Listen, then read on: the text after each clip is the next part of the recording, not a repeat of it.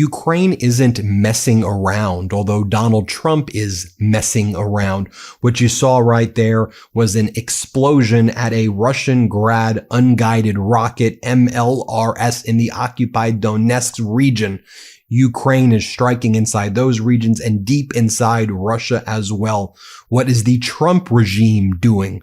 They were withholding key Patriot missile systems to Ukraine, only for Donald Trump to then claim that he didn't know his own regime was withholding it from Ukraine. And then the Trump regime blamed Pete Hegseth, the former Weekend Fox host, and said that Hegseth did it on his own without consulting anybody. It was even worse than that, because at the disastrous press conference that Donald Trump held yesterday, when he was asked by Caitlin Collins of CNN, hey, who ordered that those Patriot missiles and other weapons stop going to Ukraine? Who ordered it, Donald? Donald Trump goes, I don't know. Why are you asking me? I don't know. Here, play this clip. So who ordered the pause last week?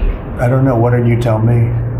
I think that's a question for him. Go ahead. What the hell kind of answer is that? And here's the story from CNN. Hegseth did not inform the White House before he authorized a pause on weapon shipments to Ukraine, sources say. So let me just get this straight. Here's someone who is putting his war plans on signal. This is the second time, if you take Trump's own admission, that Hegseth has withheld weapons without Trump knowing about it, yet this guy remains the Secretary of Defense. No, the buck stops with Donald Trump. And in this kakistocracy, this despicable and incompetent regime, this substitutes for the norm and never normalize it. Speaking about what we should never normalize, OCC, RP, got the following exclusive. Top Trump advisor Sergio Gore. His name ain't Sergio Gore. He was actually born inside the Soviet Union, the birthplace of Trump's director of personnel. One of the top positions in the White House has been the subject of media speculation until now. He's been called by many in DC the most powerful man you've never heard of. Okay, where is he from? The Times of Malta and OCCRP have obtained a notarized Maltese property record that shows Gore's origins. He was born Sergio Gorchevsky on November 30th, 1986 in Uzbekistan, part of the Soviet Union. Okay, and why isn't he submitting to the normal background check that most other people submit to? You would expect that to happen. But what else would you expect in the Trump regime? Have you seen this one, folks? The Pam Bondi in action figure. There she is right there with the Epstein files on her desk. And she goes, it's on my desk. I'm going to release it. Oh, wait a minute. The Epstein files don't exist anymore. I don't know where that went. Did you see, by the way, what they tried to do to distract from the fact that they claim the Epstein files don't exist anymore? How just duplicitous was this move? So after they said no such thing as the Epstein files, and then they released that video footage that was missing a minute of the one of the critical minutes just went missing on this video. Well, then the FBI launched a criminal investigation of former CIA director John Brennan and James Comey, according to DOJ sources. Ooh, I guess we're supposed to be distracted from that when y'all promised you were going to release the Epstein files, and now you're hiding it because Donald Trump is most likely all over the files, and he's all over the files that have already been released. By the way, folks, a Trump-appointed judge, Judge Gallagher in Maryland, was not putting up with any of Donald Trump's you know what I'm about to say. So Judge Gallagher was appointed by Trump in 2019, and she on her own took judicial notice of the conditions in CCOT, the concentration camp in El Salvador, where human torture takes place. She says the United Nations did a report on human torture, and now you, the Trump regime, are claiming that this is not a place where torture takes place. You have consistently provided false information to this court. The court is absolutely livid, and that is coming from a Trump-appointed judge. All lies all the time from from the Trump regime. So as this one account says, I guess we're going to have to throw out all the government data between 2025 and 2028 because it's just a bunch of BS. Remember how we told you how all the civil servants were basically being pushed out? The experts, the qualified people, the veterans who were working in the various government agencies quietly, just worksmen-like doing their job, how Doge pushed all of them out. Well, I already flagged last week when the Trump regime claimed that 147,000 new jobs were added. After the ADP private payroll data the day before said that 33,000 jobs were lost in the private sector. And so while Doge was cutting all of these government jobs, the Trump regime claims that all of these new jobs were created in government sectors and a lot of new teaching jobs were created. That doesn't sound very logical to me. And of course, Trump picked the number 47, 147,000, 47th president. And again, here's what the U.S. Department of Labor published today. Under Trump, native-born workers have accounted for all job gains since January. American workers first. They're saying 100%. They're leaving no room for any other types of jobs. Only native-born Americans accounted for all job gains. Literally, they're just making up stats, and they're making up the dumbest, most obvious lies in everything that they are doing. But folks, we can't question, according to the regime and the regime sycophants, we can't question what they're doing, right? It's a loser mentality to try to say who's doing things wrong, right? So you had Greg Abbott, from governor of Texas.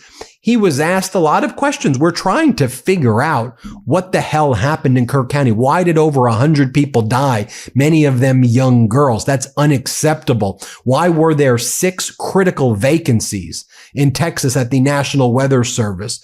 The key meteorologist coordinator forced out by Doge. That would have been someone integrally involved in what went down. Why were local officials saying they did not get the warnings that they needed from the feds? Did we federalize a lot of these swift boats and other key emergency response vehicles? I know you're making a whole performative scene out of it in California to terrorize the community. Did you get into action at the right time when people knew this storm was coming in Texas? We're allowed to ask those questions. But according to Greg Abbott of Texas, no, we can't. Only losers ask that question. And Greg Abbott, this is what he goes. He goes, here in Texas, we like football in Texas. We like football. And in football, you don't blame people. In football, you just score touchdowns. The hell are you talking about? We want to understand why 100 people are dead, why they didn't get the warnings they needed at the right time. That's unacceptable, and this answer by him is unacceptable. Here, play this clip. You ask, I'm going to use your words. Who's to blame? Know this. That's the word choice of losers. Let me explain one thing about Texas. And that is, Texas, every square inch of our state cares about football. You could be in Hunt, Texas, Huntsville, Texas, Houston, Texas, any size community, they care about football. High school, Friday night lights, college football, or pro. And know this, every football team makes mistakes. The losing teams are the ones that try to point out who's to blame.